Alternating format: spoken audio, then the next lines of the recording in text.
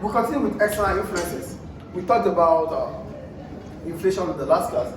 Today we're going to talk about taxation. I want to talk about taxation. Taxation is a government policy, which is fiscal policy, to use taxes and government spending to manipulate or to achieve government macroeconomic objectives.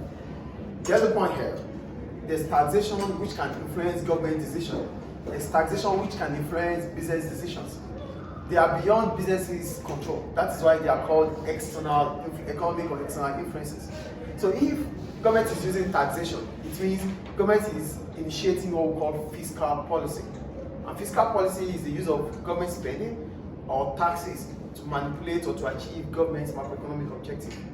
Do we understand taxation here? So it's a levy charged on production or consumption of goods and services. So what are the effects of taxes, of changes in taxation on businesses? A change in tax could be an increase in tax or a reduction in tax. Properly and focus here, please. So when talking about changes in taxation, it could be an increase in taxes or a fall or a cut in tax. So how might changes in taxation affect businesses? One, consumer spending. For consumers, how does changes in taxation affect them, and what does it have when it comes to businesses? Consumers are expected to be working. They earn income, yes or no? So if there's an increase in income tax, it means the purchasing power of consumers will fall. As a result of that, they won't be able to spend as they used to spend. So which means the demand for goods and services within the economy would fall because consumer spending has reduced. So that's how it's a proxy.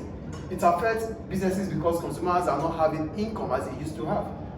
That is consumer spending. Do we get consumer spending here? A cut or a rise in income tax means the purchasing power for consumers would fall. They won't be able to spend as they used to spend. A fall in income tax means consumers will have more money today, then they can spend as much as they want. Do we understand consumer spending here? A rise in income tax reduces spending. A cut in income tax increases spending. And spending is on what? On businesses. Is the first point clear? The second one, prices. An increase in the value-added tax is likely to increase the cost of production for businesses. Most businesses will pass on the high cost to consumers as a higher price. A rise in the tariffs will increase the prices of imported goods too. So there's VAT, which is value-added tax. It is tax on expenses or expenditure. Businesses buy from suppliers, yes or no? So if they have to pay so much tax, an increase in VAT means the cost of production for businesses would rise, and they wouldn't have any other choice than to pass on the price to consumers. That's what we call cost push inflation. Do you get it?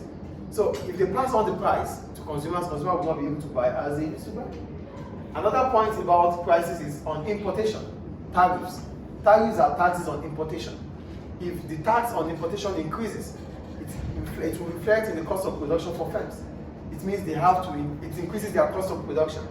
Increasing their cost of production means they have to increase the prices. So that is how changes in taxation will affect price. VAT or tariff will increase. An increase in VAT or tariff will increase the cost of production for firms, which means they have to pass on a high price to consumers. A cut, stop writing this. A cut in taxes, a cut in VAT or a cut in tariffs will reduce the cost of production for firms. Then they would reduce the prices too. Is it clear? Is it clear, please? The third one, business cost, revenue, and profit. Here, we're talking about corporation tax. An increase in corporation tax means the tax paid from profits made by businesses would reduce. So if profit made by businesses is reducing, what happens? They have to, as a result of an increase in their cost of production, based on the fact that they're paying more taxes on profit, it means they have to increase the prices of their goods. If they are increasing the price of their goods, consumers will buy less. If consumers are buying less, the revenue for businesses would fall. And if the revenue falls, profit will also fall. The other point again about business cost. An increase in tax will increase the cost of production for businesses. If they pass on the cost as high price to consumers, based on the law of demand, the higher the price, the lower the quantity demanded. Demand for goods and services would fall. Revenue would fall. Because revenue is price multiplied by quantity sold. So if revenue falls, profit that will be made by the businesses will also fall. Do we understand business cost, revenue, and profit here? Great. Are you here? The next one, business spending and investments. An increase in profits made, an increase in corporation tax will reduce the profit made by businesses. And if their profit is reducing, it gives them this incentive to invest further. When we're not making profit, why do we have to expand? Why do we have to invest? So spending is likely to fall if tax is increasing for businesses. But if there's a cut in taxes, spending and investment for businesses would rise. Do we get it? Do we get it, please? Shares. For shares, we're talking about shareholders. Shareholders do pay tax. They pay what we call CGT, capital gain tax. These are taxes, they are based on the profit you make from selling a product, assets, mostly assets. So whatever, if the capital gain tax increases on shareholders, it reduces their interest in buying shares. So a lot of shareholders will stop buying shares. So an increase in capital gain tax reduces the numbers of shareholders we have in an economy. Do we understand capital gain tax here? Capital gain is just the amount of money you are able to make from the initial purchase of an asset. Do we understand capital gain tax here? Great. Importing and exporting. An increase in custom duties can affect businesses, especially businesses that rely on importation of raw materials. Sometimes some businesses, they are exporters, but whatever they have to export, they get it through sourcing raw materials through importation. So if custom duties continue to rise over time, the cost of production for those businesses would rise because the cost of importation has increased for them. So which simply means whatever they purchase from abroad that they want to use to get their finished goods would have increased in cost. So this means the price of their finished goods would have increased. So this makes them to be less internationally competitive. So they won't be able to sell to their foreign customers as they used to sell because the price of their goods becomes expensive. Get the point here? It starts from you importing raw materials for your finished goods.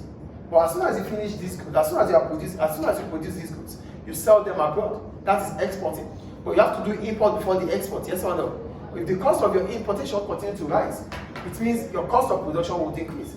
And if your cost of production increases, you don't have any other choice than to increase the price of your goods. So the price of the goods, if the price of exporting goods are increasing, foreign customers will seek alternatives. They will stop buying from you. That reduces your export. Then you become less internationally competitive. Do we get that, please? And the last one here, business operations and employees. Businesses also pay what we call national contributions, which means they pay on each employee. They give certain amounts on each employee to national contribution. That means to the nation's contribution. So if the amount government is charging on national contribution continues to rise, businesses will stop employing workers. Do you get the point here? Because they have to pay on each worker national contribution. And if government has increased the amount of money that has to be paid through national contributions, it means businesses will stop employing workers as a result of that. And if they stop employing workers, it means their operations is expected to shrink over time. Do you understand business operations and employees? Great. So how might businesses respond to changes in taxation? So a change in taxation, like I said earlier, is either an increase in a cut in taxation or a rise in taxation. A rise in taxation is likely to increase the cost of production for firms. They have to respond. How can they respond? They might respond by avoiding tax. They might respond by leaving the country to other countries that have tax relief or lower tax. That's what I wrote here. Or they can reduce their production. So these are things businesses might do when there's a rise in taxation. In contrary, there might be a cut in taxes. A cut in tax would also have response from the businesses. If there's a cut in tax, they might as well reduce the price of their products. They can increase their spending and investment, and they can increase their production. Is it clear? So these are ways in which businesses would respond when it comes to changes in taxation. And like I said earlier, changes in taxation could be what? A cut in taxes or a rise in taxes. Thank you.